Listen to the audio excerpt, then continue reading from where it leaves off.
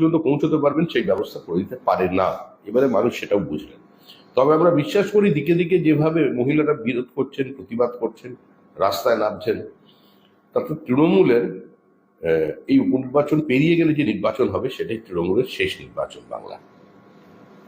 বাংলায় কংগ্রেস আর বামেরা তোমার আইএসএফ তো কোনো জায়গা করে মানে তৃতীয় স্থানও আসতে পারলো না। না, তাদের একমাত্র উদ্দেশ্য হচ্ছে বিরোধী ভোটটাকে ভাগ করে মমতা বন্দ্যোপাধ্যায়কে ক্ষমতায় টিকিয়ে রাখা। এটাই ইন্ডিয়া জোটের একমাত্র লক্ষ্য।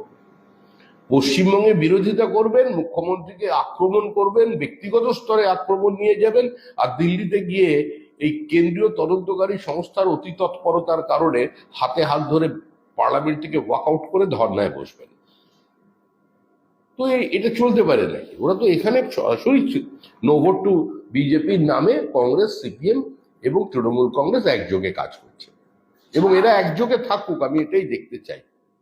কয়েকদিনের মধ্যেই দেখবেন মোহাম্মদ সেলিমের নেতৃত্বে মিছিল বেরোবে, লড়াই লড়াই লড়াই চাই, লড়াই করে বাঁচতে চাই, এই লড়াইয়ের নেত্রীকে মমতা ব্যানার্জি আবার কে, শুধু এই মিছিলটার অপেক্ষা করবে। কিন্তু এই জোটই তো ঝাড়খণ্ডে ক্ষমতায় এলো, ইন্ডি জোটই তো ক্ষমতায় এলো, এসেছে, মানুষ ভোট দিয়েছে, ওখানে এসেছে, নির্বাচনে যেতে হারবে। এই তো মহারাষ্ট্রকে পুরো উড়িয়ে দিয়েছিলেন।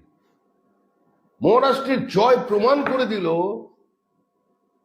যে যারা বালা সাহেব ঠাকরের মতাদর্শের সঙ্গে, তার দেখানোর পথের সঙ্গে বেইমানি করেছে, বিশ্বাসঘাতকতা করেছে, যারা সমস্ত মারাঠিদের ইতিহাসকে বিকৃত করে দিয়েছে, মানুষ আজকে তাদের প্রত্যাখ্যান করেছে। আজকে অপ্রাসঙ্গিক হয়ে গেল বিভিন্ন শক্তি।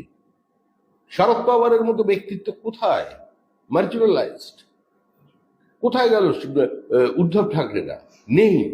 তার কারণ হচ্ছে মানুষই দলকে শক্তিশালী করে, গণতন্ত্রের শেষ কথা বলে মানুষ। মানুষ মহারাষ্ট্রে শেষ কথা বলেছে। বুদ্ধকল নেই, রিগিং নেই, ছাপ্পা নেই, থান কাপড় নেই, ব্যালট বাক্স লুট নেই, কিংবা ব্যালট খেয়ে ফেলা নেই।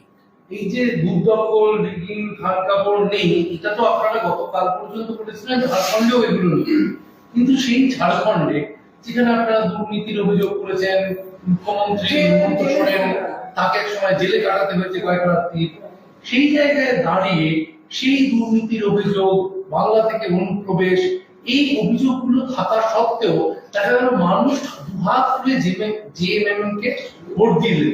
এই যে শিবু সোরেনের লেগাসি নিয়ে হেমন্ত সোরেনের আস্থা, এইটা ঝাড়খণ্ডে হঠাৎ করে যায়।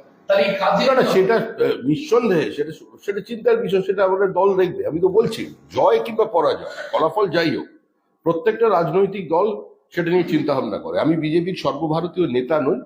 পার্টি এটার বিশ্লেষণ করবে, পার্টি আত্মসমীক্ষা করবে, পার্টি আমাদের সংগঠিত 365 দিনের দল, আমরা এটা নিয়ে চিন্তা ভাবনা করবো। আবার যদি উল্টোটাও দেখেন, আপনি দিল্লির যিনি মুখ্যমন্ত্রী, তিনিও তো জেলে ছিলেন, প্রতিহিংসা রাজনীতি বলেছিলেন। লোকসভা নির্বাচনে দিল্লির ফলাফল দেখুন, কোনো প্রভাব নেই। ফলে এগুলো সবসময় রাজনীতিতে প্রভাব ফেলবে এটা মনে করার কোনো কারণ নেই। আবার প্রভাব ফেলে না, এটাও ভাবাটা উচিত না। বাংলা খবর, আপনার রাজনীতি, আপনার আওয়াজ।